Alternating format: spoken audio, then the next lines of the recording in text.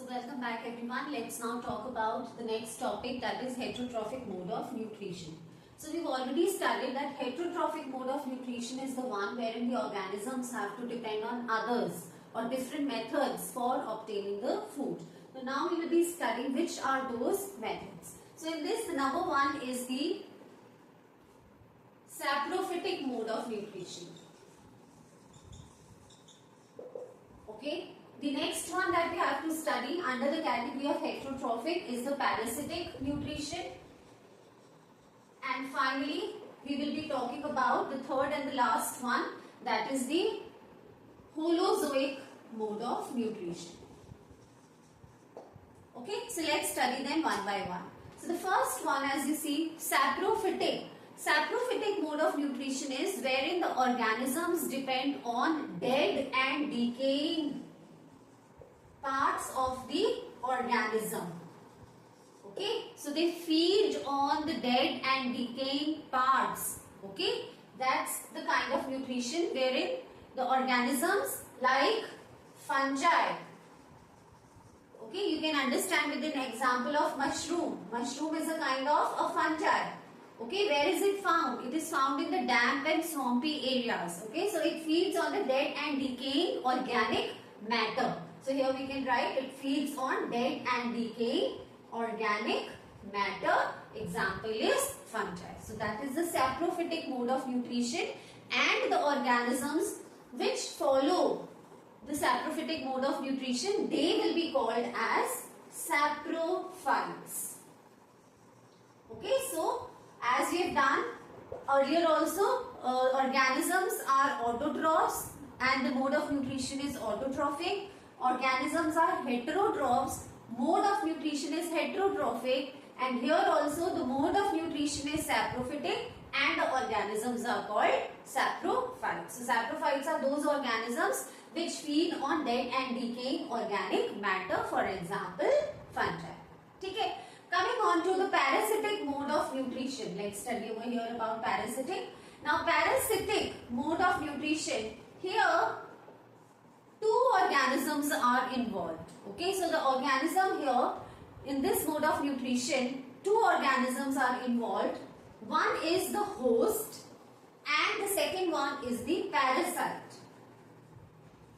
Now who is the host? The host is the one who is giving. Like if I say I am hosting a party at my place, so I am giving. Okay, so the host is the one who is giving the food and the parasite is the one who is taking or consuming the food. Taking or consuming the food. Now how are they dependent? Okay, how is the parasite dependent on the host? I'll give you an example of this and you will be able to understand it better. Like Cuscuta plant. Okay, a Cuscuta plant, what does it do? That it coils around the main plant. Okay, so you must have seen where areas where there is too much of greenery, such kind of plants are there. So big main tree is there, the green tree which is able to prepare the food by the process of photosynthesis. So that's the green tree. Okay, so is able to photosynthesize. So that one is going to be our host, the one who is providing the food. Okay, and our parasite is the one who is coiling around the tree trunk and the stems and the branches of the host. So this coiled one that you see over here that I have drawn is the parasite here. And this is the example that I am giving you is of the Cuscuta plant. We also call it in Hindi as Amar Bel. Okay. So वो क्या करता है? वो coil करता है around the host. Okay. Host के आसपास वो coil करेगा and in return it sucks the nutrition from the body of the host. ये host plant जो आपका पीछे main green plant है, इसके अंदर छोटे छोटे sucking structures होंगे जिससे कि वो host plant से nutrition को suck करेगा. ठीक है, सो दो organisms involved होते हैं in parasitic mode of nutrition. एक हो गया host, ये जो green होगा, the green plant, आप यहाँ से लिख सकते हो, this is the green plant, the one which is giving the food. और दूसरा कौन सा है? पैरासाइट. पैरासाइट कौन सा है हमारा? The non green plant. okay, which is consuming the food. Okay, so here the parasite is totally dependent upon the host. ठीक है, ये एग्जाम्पल हुआ पैरासिटिक मोड ऑफ न्यूट्रिशन का इन केस ऑफ प्लांट्स. अब एनिमल्स में भी ये mode of nutrition follow होता है, जैसे कि टिक्स या लाइस है. ओके, हेयर लाइस हो गया या टिक्स हो गया. So they feed on the skin. Okay, so the lice it feeds on the hair. Okay, so we are the host over here, and the tick or the lice which is there, that's the parasite sucking the nutrition from our body. Okay, so ticks and lice are the examples of parasite in case of animals, and Cuscuta is the example of a parasite in case of plants. ठीक है, so ये हो गया हमारा saprophytic. Second was parasitic. Now let's come on to the Holozoic mode of nutrition. Actually, let's talk about Holozoic nutrition.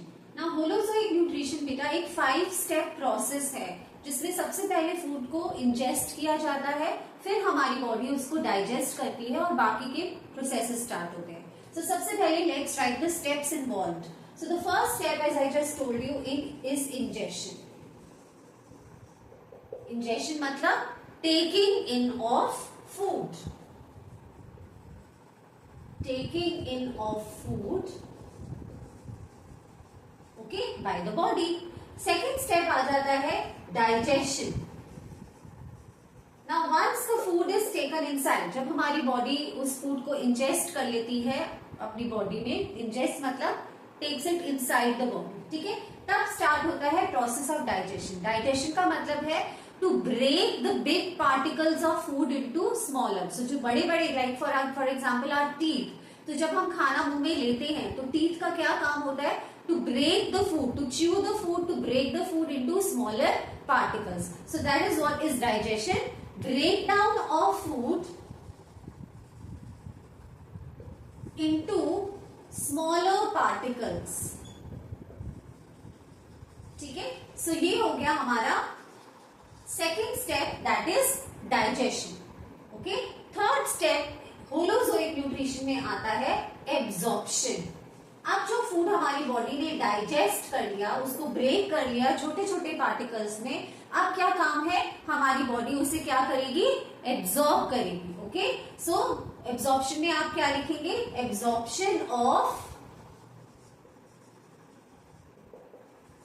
क्या हम food क्यों खाते हैं, to get the nutrients out of it. So absorption of nutrients from the food. ठीक है, सो हमारी body क्या करेगी, जो फूड हमने खाया है उसमें से न्यूट्रिएंट्स को एक्सट्रैक्ट करेगी और एब्जॉर्ब करेगी. The fourth step involve is assimilation. ये बच्चे यूजुअली कंफ्यूज हो जाते हैं कि what they are suppose to write in these 2 points, absorption और एसिमिलेशन, और ये दोनों कैसे डिफरेंट है. सो एब्जॉर्प्शन में बेटा आपकी बॉडी ने उन न्यूट्रिएंट्स को एक्सट्रैक्ट किया है फूड से. अब ये न्यूट्रिएंट्स कहाँ जाएंगे, ओके, टू प्रोवाइड एनर्जी इन्हें कहाँ जाना चाहिए, they will travel through the blood. Okay, so assimilation में आप क्या लिखोगे, movement of nutrients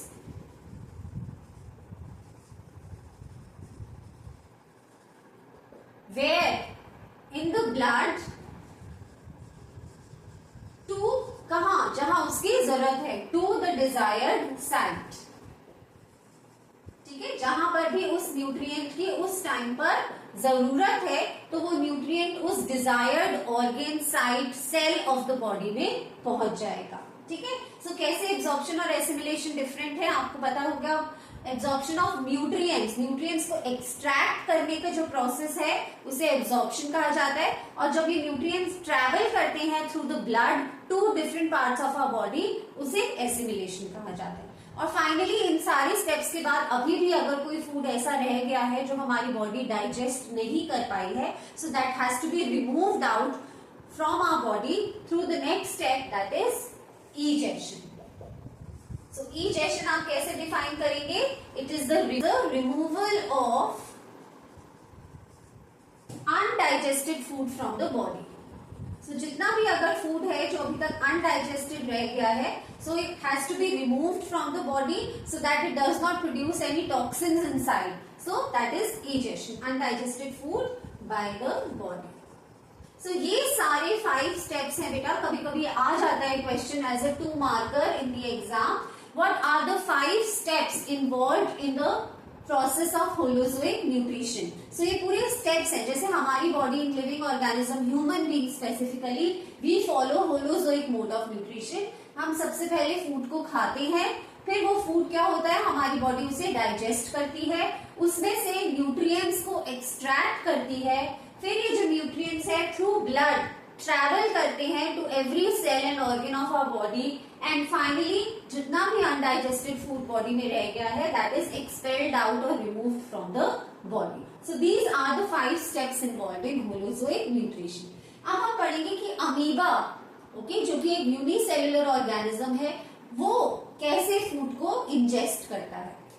so now let's talk about the process of nutrition in amoeba. और ये एक बहुत इंपॉर्टेंट क्वेश्चन है, एज अ 3 मार्कर, बहुत बार पूछा गया है इन the exam. So please put a star against this topic and please understand it very carefully. अब अमीबा क्या है बेटा, हम सबको पता है कि that amoeba is a unicellular organism. Unicellular that means उसकी बॉडी सिर्फ और सिर्फ एक सेल से बनी है. And what is the shape, it is irregularly shaped organism. So ये जैसे फॉर एग्जाम्पल मैंने ये अमीबा का स्ट्रक्चर, आप कैसा भी एक इरेगुलरली शेप्ड ऑर्गेनिज्म बना सकते हो. ठीक है, ये क्या है इनसाइड इट, एक फूड वैक्यूल है. ओके, नाउ क्या होता है, जब भी कोई फूड पार्टिकल अमीबा के, ये सपोज एक फूड पार्टिकल मैंने बनाया है, अमीबा के विसिनिटी में आता है. विसिनिटी का मतलब है सराउंडिंग एरिया में. ठीक है, तो अमीबा क्या करता है. सो ये आपने स्टेप 1 बनाया. सेकंड स्टेप आप कैसे बनाओगे, आप ये एरोज कर करके ऐसे डायग्राम दिखाओगे एग्जाम में. Okay, so diagrammatically represent the process of nutrition in amoeba. It has come many times in the exam. So first step में आपने एक इरेगुलरली शेप्ड ऑर्गेनिज्म अमीबा बना दिया और उसके सराउंडिंग में एक फूड पार्टिकल दिखा दिया. सेकंड स्टेप में आप देखिए क्या होगा, ये जो आउटर मेम्ब्रेन है अमीबा की, it will try to surround that food particle. So ये देखिए कैसे वो आउटर मेम्ब्रेन एक्सटेंड हो गई. ओके, क्यों, in order to surround the food particle. और ये जो आउटर मेम्ब्रेन एक्सटेंडेड है, इसे क्या कहा जाता है, it is called as pseudopodia. जो एक्सटेंशन आप देख रहे हो of the outer membrane is called pseudopodia. इस वर्ड को ब्रेक करते हैं. Pseudo word means false, something which is not real, not true, and podia means feet.